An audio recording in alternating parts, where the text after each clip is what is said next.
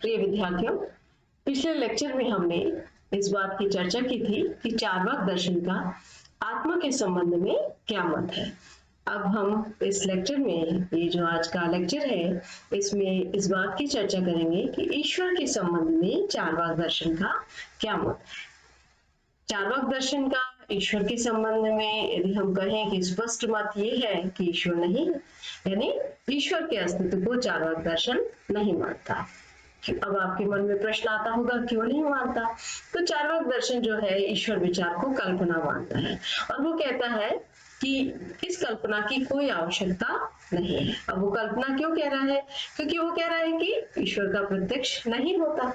आप सभी जानते हैं कि चार्वाक दर्शन का जो ज्ञान का सिद्धांत है वो प्रत्यक्षवादी है, यानी उन्हीं विषयों की या उसी प्रकार की सत्ता जो है यथार्थ है जिसका प्रत्यक्ष होता है। इससे पूर्व हमने जाना कि आत्मा का शरीर से स्वतंत्र कोई प्रत्यक्ष नहीं होता और जिस प्रकार से स्वतंत्र आत्म तत्व का प्रत्यक्ष नहीं होता, उसी तरह से ईश्वर का भी कोई प्रत्यक्ष नहीं होता। इसलिए वो ईश्वर के अस्तित्व में भी विश्वास नहीं करता है। अब ये ईश्वर की जब धारणा को हम विचार करते हैं या अपने बोध में, अपनी समझ में लाते हैं, तो हम यही मानते हैं कि ये संसार जो है वो अपने आप तो उत्पन्न नहीं हुआ। इस संसार को बनाने वाला इसका कोई सृष्टा है, रचयिता है।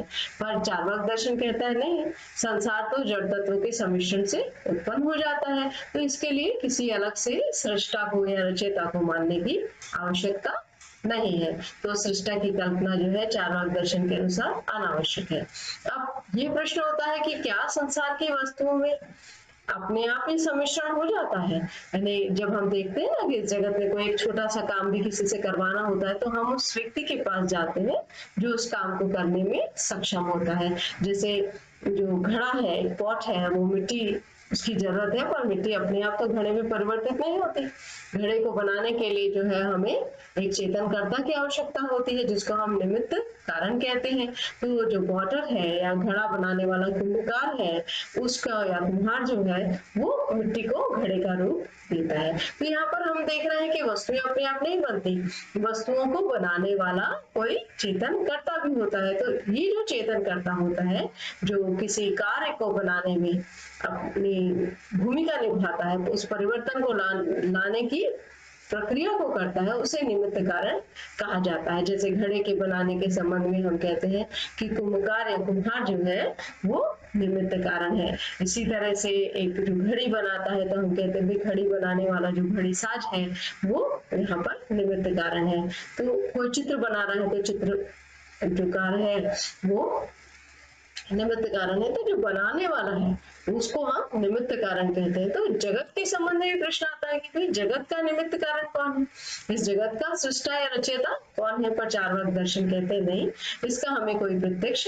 नहीं होता। संसार में चार भूत हैं, यानी चार जो है एलिमेंट या तत्व हैं, पृथ्वी, जल, अग्नि और वायु, और भी संसार के उपादान कारण है। अब आप एक नया शब्द देख रहे हैं, उपादान कारण। तो उपादान कारण का मतलब है साधारण शब्द में कच्ची सामग्री जिससे कोई वस्तु तैयार होती है। जैसे धागों से कपड़ा तैयार होता है, मिट्टी से घड़ा तैयार हो रहा है, तो हम धागों को और मिट्टी को क्रमशः उन कार्यों के संदर्भ में उपादान कारण या मटेरियल कॉज कहते हैं। और जो उस वस्तु को बना रहा है, घटित कर रहा है, उसको हम निमित्त कारण या सफिशिएंट कॉज कहते हैं।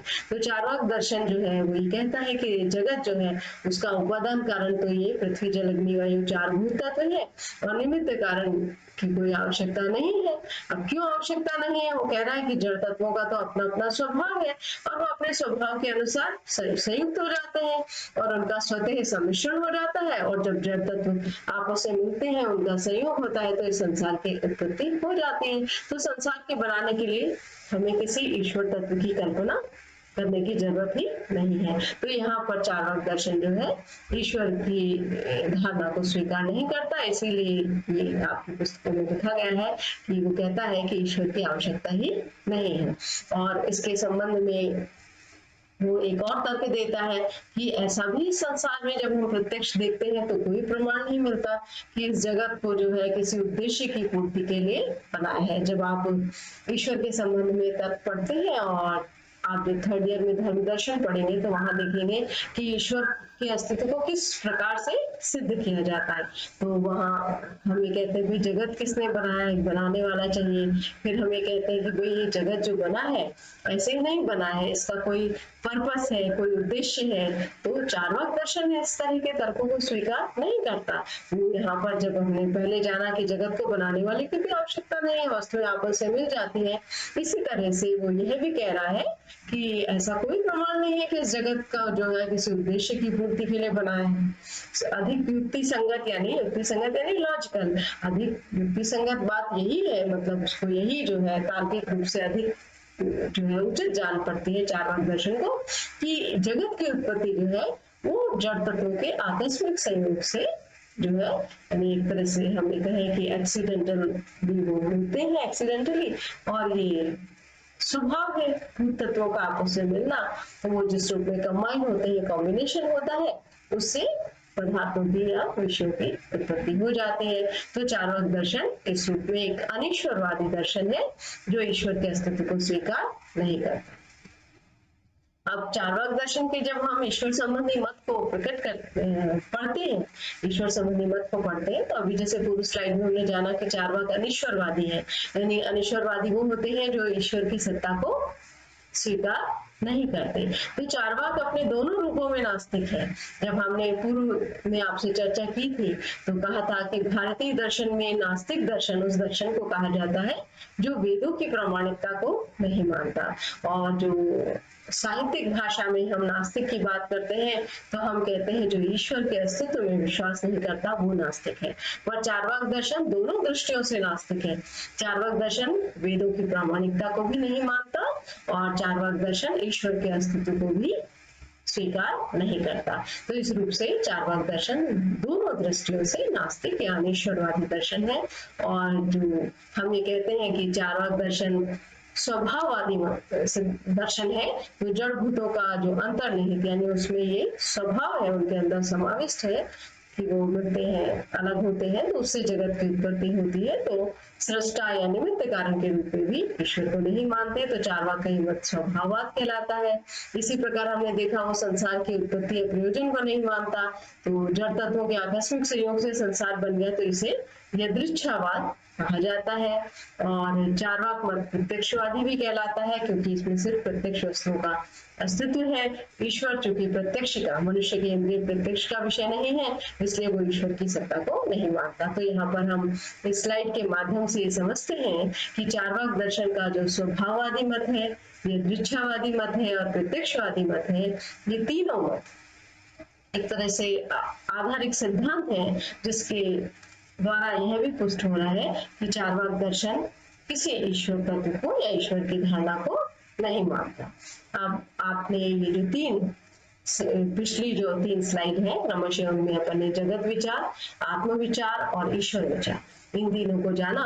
और ये तत्व मीमांसा के जो है महत्वपूर्ण विषय है। तो जब आपके समक्ष प्रश्न आता है कि चार्वाक दर्शन की तत्व मीमांसा का वर्णन करिए, तो आपको तीनों का ही वर्णन करके एक लंबा निबंधात्मक प्रश्न लिखना है, परंतु अलग अलग भी आपसे पूछा जा सकता है। चार्वाक की जगत विचार को समझाइए, आत्म विचार को समझाइए, और आज के लेक्चर के संदर्भ में ईश्वर के संबंध के विचारों को समझाइए। तो आप इन लंबे प्रश्नों का भी अभ्यास करिएगा।